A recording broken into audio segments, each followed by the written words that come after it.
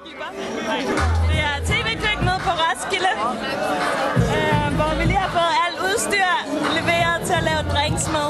Meget billigere.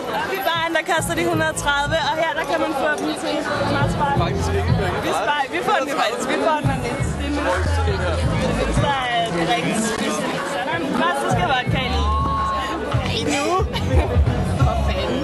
Ej, det er som at træde lige med lykkeland. Hvor bor du hen?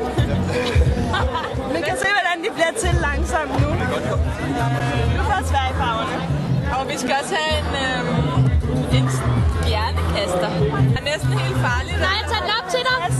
Ja! Tada! Skal vi lige... Den smager fantastisk.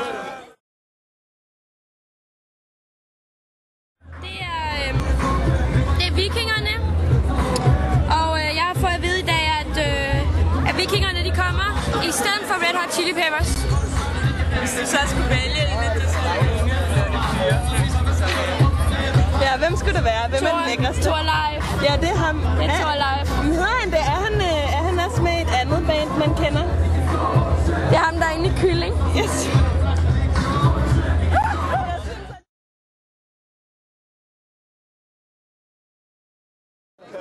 Kom her, så skal jeg fortælle dig noget.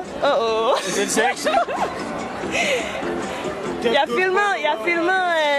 filmede dig i går bagfra, og i dag der ligger du ude på Politikens hjemmeside. Det er altså rigtigt. Ej, nu filmer vi lige. Ja. Det er altså rigtigt. Pigerne, de må ikke male graffiti inde på festivalpladsen, så nu er vi gået i gang med at male vores telt. Det er jo det rene kunst. Mudderkussen. Så flot er den blevet. Det er bare...